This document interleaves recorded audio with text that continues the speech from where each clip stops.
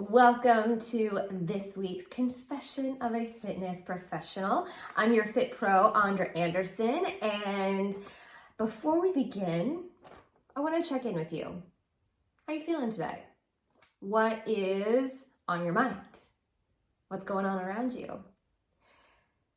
And I want to share as sort of a clear before our chat, before our conversation, I have been thinking about making some changes, and I'm gonna dive into this in a different session in a different podcast. But I want to plant the seed about intentional changes and what to do when you feel stuck.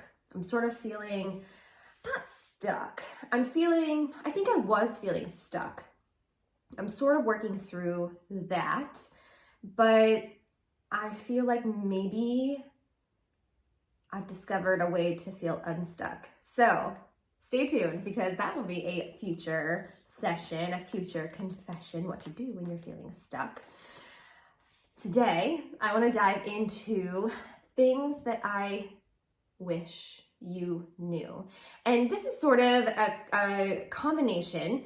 Things that I wish that you knew as a fitness client in a class, my class, any group fitness class.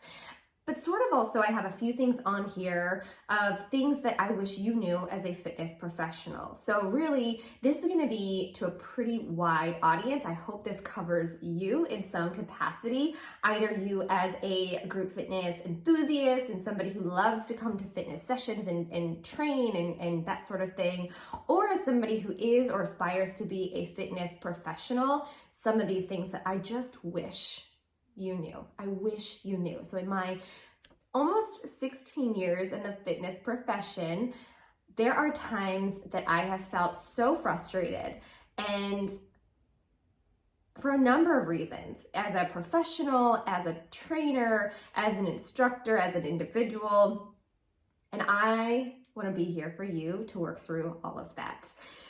The first thing that comes to mind, so I have a list here. I have 8 that I have written down, but I might think of others as we continue the conversation. And certainly, as always, if you have something to add to this list, or if you have something that you wish that your fitness professional knew, or you wish your classmates knew, or if you're a fitness professional, things that you wish your clients knew, add a comment, send me a message. Let's keep the conversation going, because I love getting that feedback, getting those comments, and then utilizing them for a future episode.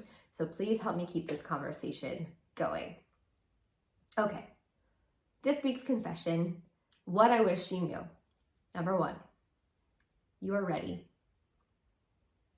You are ready. There are so many times in my professional career that I wish I had somebody whispering that in my ear. And now I make it a point to be the one that whispers that in my own ear, and I'm saying it to you.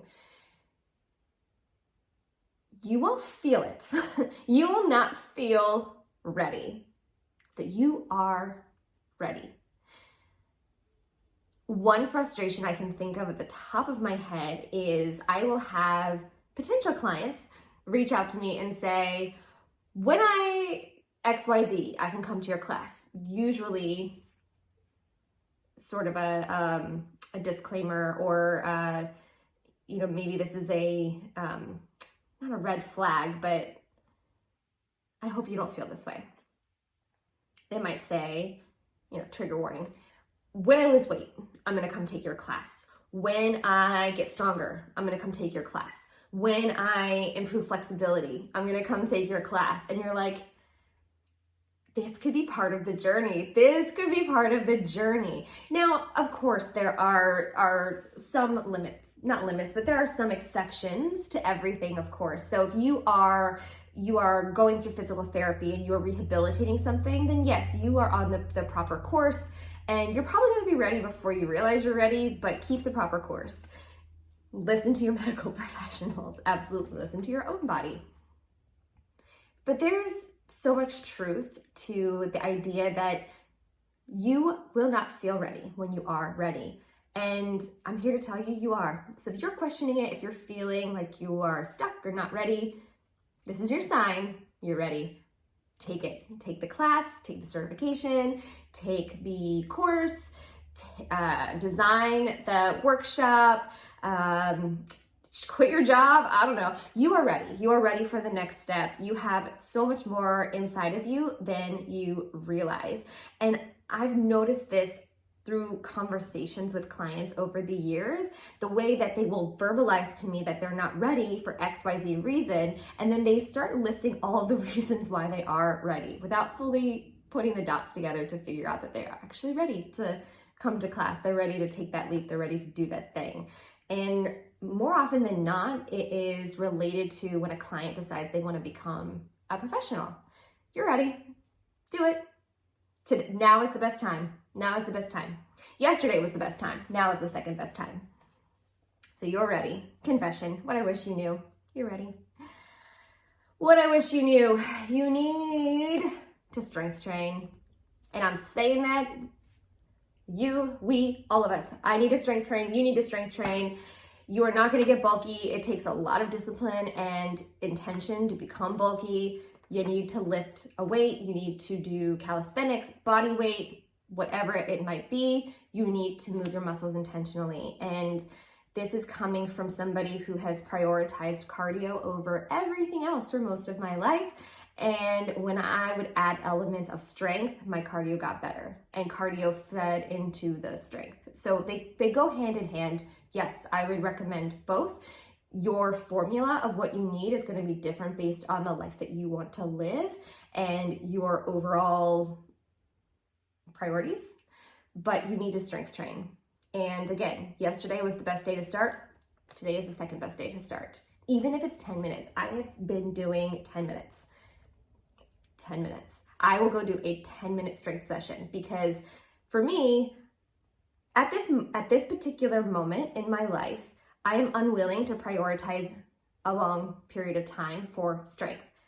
I should be, but I'm unwilling to prioritize. So for me, 10 minutes, 4 or 5 times a week, usually about 4 times a week, I do it because my goals, my priority is to continue having the strength to teach classes, to continue to show up, to continue to feel good in my body, to continue to be able to do all of the active things that I enjoy doing. I like climbing, I like squatting, I like doing a crazy cardio like burpees and tuck jumps, and strength is required for all of those things.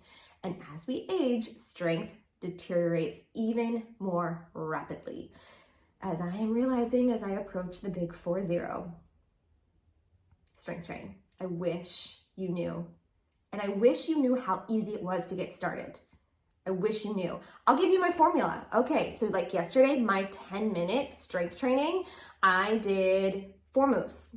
I did a series of squats, lunges, and it was 4 moves because it was static lunges, moving lunges, a goblet or wider squat, and a narrow squat. That's all I did. I just did legs. And in between the sets, I broke it off because strength does require that you put the weight down in between. Strength requires, if you want to build your muscle, you got to put the weight down in between. Otherwise, it's cardio or a form of cardio, even if you feel like your heart rate isn't raising too high. In between, I would do some intentional stretches or calisthenics to like prep for the next movement. But I did 10-minute rotation. I started off with, I think, like 12.5 pounds and moved up to 26 pounds. 4 rounds, 10 minutes, that's all it took. And it feels great. It feels great. Some days I'll do an upper body set. Some days I'll do a mid-range, like a core feeling kind of set. I don't really train just core anymore because I teach Pilates, but you can do whatever you want. You can make it whatever you want, but you need to strength train. I wish you knew. I wish you knew. Oh, this is a good one. I wish you knew that no one notices your mistakes as much as you do. So much has happened. So this is really related. I mean, this is like related in life, but I'm particularly talking about a group fitness class. You laughing makes us all look at you. Like we're like, what happened? If you make a mistake, seriously, nobody noticed. And truthfully, if they did, they've moved on 2.5 seconds later. They totally did a Dory and they went, "Hi, my name is Dory," and moved on. You notice your mistakes so much more because you are living in it and you are in that moment and you know everything that you do. But believe me, no one else noticed your mistake. Even if you fell, they'll forget about it. Well, they'll probably help you. Hopefully, if they're good people, they'll help you. But if you're nervous about, for example, joining a group fitness or a group training or trying something new, no one's going to notice your mistake. And truthfully, we've all made them. So we might have a ton of admiration for you for getting out there. So no one noticed your mistake. They just did it. This next one is a big one in the fitness world. Caveat, I don't use this word when I train, but I'm going to use this word now. Modifying, modification. I like to say variation for this reason. People are afraid to modify, that they're not actually, quote, doing the real work. But here's what I wish you knew. Modifying is real work. Modifying is doing the work. It is an awareness in your body of what you are capable of in that moment. There are days that I am doing all of the tuck jumps, all of the burpees in high fitness. There are days that I do 75%. There are days that I do half. It's showing up as your best self every single time. And even if you are used to hitting that high 100% level, 120% level, you're allowed to hit 75% and it's still doing the work. The movement is still working for you. What it means is, again, that heightened self-awareness. You are appreciating your body for what it can do in that moment. So anytime that you feel like, oh no, everybody has the weights on their bar and I'm only using the bar, or everybody's using weights and I'm not, I'm modifying, so I'm doing not the real work. Or when we're doing push-ups, I'm dropping my knees, so I'm modifying and not doing a real push-up. You're doing a real push-up. You are doing the real work. Believe me, there are days that you're gonna want to drop down. There are days that you're gonna want to push harder. You don't show up even all the time. You know, most of us are not Olympic athletes, and even Olympic athletes have bad days too. And it's not even a bad day, it's just a different day. So honor your body and build that self-awareness and allow yourself to show up as you need to show up. And if you have an instructor or a trainer who yells at you for that, red flag, time to move on, because modifying is doing the work. What I wish you knew, you inspire me. You inspire me. I learn so much more from you, from teaching you, from instructing you, from being in a space with you than I ever could learn from a textbook. I love learning the theory, I love learning the concepts, but the real work as a fitness professional begins when you work into a class, when you teach classes and consistently show up to teach classes. And you inspire me. Your effort, your discipline, your consistency, your willingness to show up even on the bad days, that's inspiring to me. And I appreciate you so much. And I wish you knew, and I hope you know. And now you know. Now you know. Related to inspiration, I wish you knew that when I share an inspiring message in class, the chances are sometimes I probably need it more than you do. That's sort of the cool thing about being the teacher, being the instructor. We pull from our lives and we infuse it into class. So sometimes it's a conversation that I'm having with one of you. Sometimes it's something that I've heard on a podcast I'm listening to, or sometimes it's something from my real life. I will use that as inspiration to share a message, because in my mind, if one person needs to hear the message, a lot of us do. And there's this beautiful moment when I'm sharing a message that truthfully I need to hear, and I get the look or I get the nod of like, yes, I needed to hear that. And we have this relatable, shared, authentic moment. That is fitness professional goals, when we can share in these things. So just know when your fitness professional is sharing something inspiring, they probably need to hear it too. and reading it and sharing it with you and teaching it to you is very helpful for us. So it goes multiple ways. I wish you knew that your feedback means everything. And this is from your text messages, your comments, your likes, your loves, your DMs, your emails, your nonverbal feedback, your physical feedback of like nodding your head or big eyes or claps or woo-woos. Your feedback means everything. It is why I literally do what I do. Otherwise, I would just hang out in my studio by myself and move my body. Your feedback means everything. Your response means everything. Your excitement means everything. And your honesty means everything. So I love getting, hey, could we XYZ? Hey, my shoulders are feeling really tight. Do you think we could do a little stuff with that today? I really loved this playlist, or whatever it might be. Your feedback is so essential to a good class. I recognize, because sometimes I need this, where I just want to show up and have somebody just tell me how it is, do the work, whatever it is. Like, for example, I've touched my hair, so it made me think of it. I just cut my own hair. Like, I take scissors and I just cut the dead ends off. I'm very low maintenance when it comes to my hair because it's just not a priority for me. I sweat a lot. But if I'm sitting in a chair, like for the very rare time that I go to a salon and they're like, what do you want me to do? I look at them with big eyes, like, whatever it is that you normally do. I don't know. I just want to sit here and be the client. I recognize I have some clients that are like that. You might be like that, where you just show up and you're like, just do what you will.